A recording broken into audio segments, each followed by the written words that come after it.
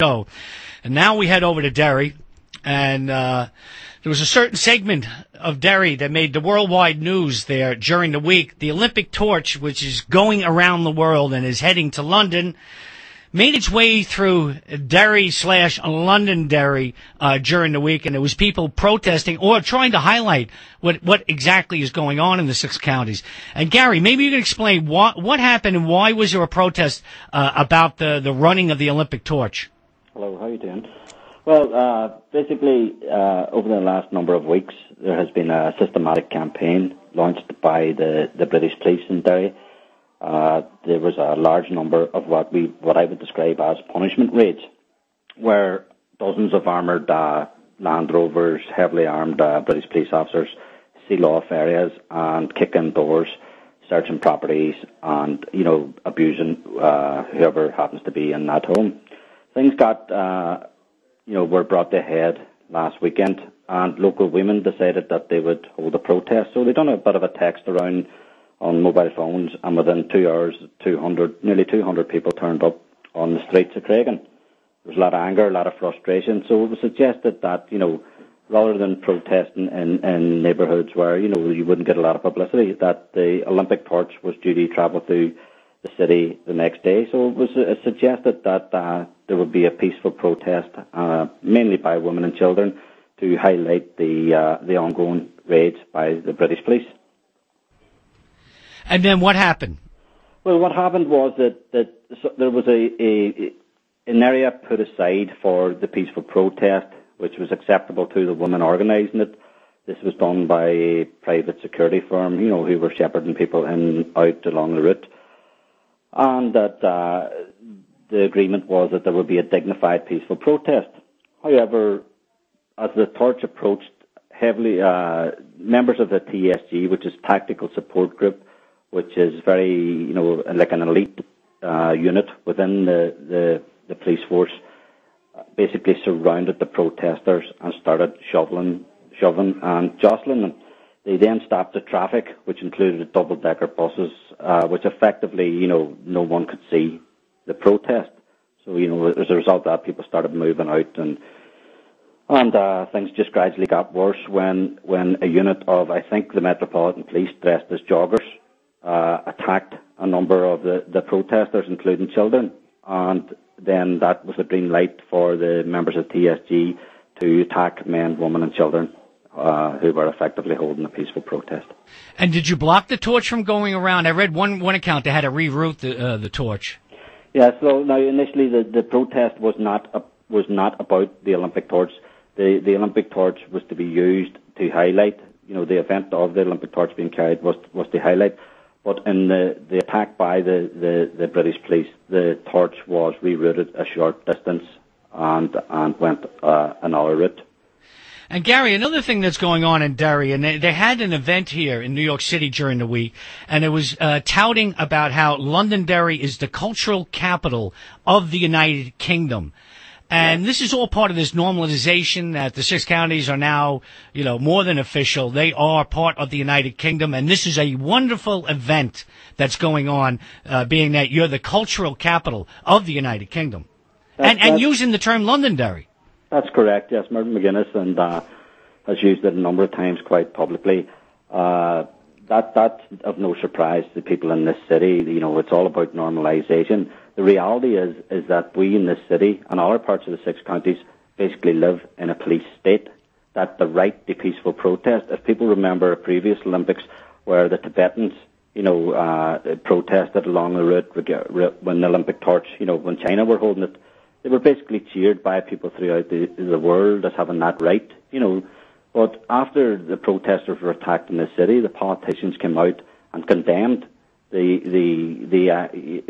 put the blame on women and children who were in fact having a peaceful protest. So they can't portray this city as a cultural city. The reality is that we live in a police state, and just this week they've announced new measures because the British police aren't getting the support from the community, that they have announced new measures, which is basically that if a police officer has the opinion that you don't support the British police, that they can remove your taxi licence, or if you happen to be a door supervisor like a bouncer, that they can now remove that. So this is a further erosion of people's human and civil rights.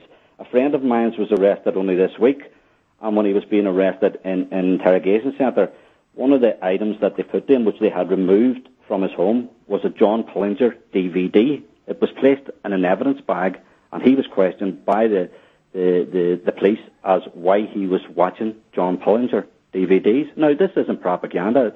This is reality. This was done in the presence of his lawyer, and it was also videoed and audio recorded.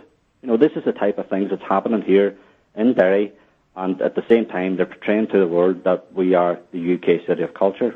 And Gary, this is Eddie Boyer. Things are so normal there that you still have political prisoners interned and tortured.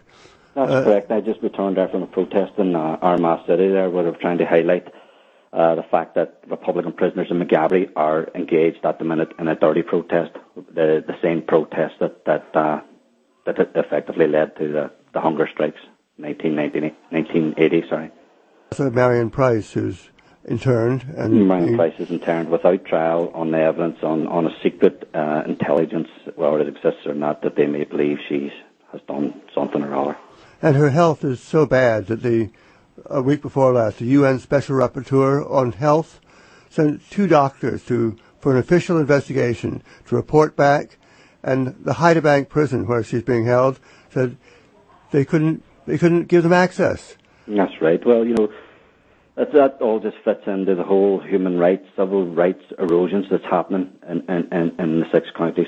These people will stop at nothing. They stamp out any alternative opinion that if you don't agree with this date, then that's Marion Price has put up there to say that if we can do this to a 58-year-old woman, we will do it to anybody. And the unfortunate thing about it is this is all coming from Stormont, which nationalist politicians, including Sinn Féin, have all signed up for. They've told us there will be a new beginning for police officers. We've all seen the advertisements where police officers on bicycles were riding through the neighbourhood. The reality on the ground in areas like Craigan and Derry is completely different. You're talking maybe 100 RUC officers with automatic assault weapons and armoured Land Rovers. That's the reality of policing in this part of the country. But Gary, how does provisional Sinn Féin get away with this? Like they'll go out and they'll demand for nationalists to inform to the police to have Republicans arrested. Republicans then go into jail, and then they'll come out and say we're against the torture and what's going on in the prison. I mean, it's ridiculous. They're telling lock them up, and then they'll say, oh well, don't protest against that. That's right. It's a case of sometimes they're trying to ride 2 horses. You know, and during the recent raids in this city too, none of them were to be found, and they only seem to show up. And don't forget that the Craigan has always been the backbone of the provisional movement. But I have, it's my sincere belief that people now are seeing through this, and people are starting to come on the streets, and it's having a big effect. That none of these Sinn Féin people they're nowhere to be found when these raids are happening, because they can't condone them, they can't explain them. They're telling people they have the cheek to travel around the world and say, look what we've done in Ireland. But yet in areas like the Craigan, they're effectively hiding when these raids are happening. And there's also a campaign by the media of censorship, which will sort of keep all this stuff hidden from the outside world. And it's only when you turn up at the Olympic Flame, or it happened to be rerouted maybe 50 or 100 yards, do you get your message out, beyond that censorship. Well, Gary, I'm going to wrap up here. I want to know what's the odds at the bookies about your fair citizen there from Londonderry, Martin McGuinness, who has an office over in London, about him meeting the Queen. When will it happen? Because we know it's going to happen, but it's when is it going to happen? Well, I wish it was as sure as getting into heaven as Martin McGuinness will meet his boss, So there's talk that it could happen at the end of this month, but only he knows that. But Gary, what's the big deal about him meeting her? He takes her paycheck. He might as well shake her hand and thank her for it. No. I don't. I'm not. It won't be a sad day for me or for a lot of our Republicans when McGuinness meets Lizzie Windsor, because why shouldn't he? He's our loyal subject, so why not? He will bend the knee, you rebel dog, and boy, will he be bending it, Gary. No problem. Okay. All right, Gary, thanks.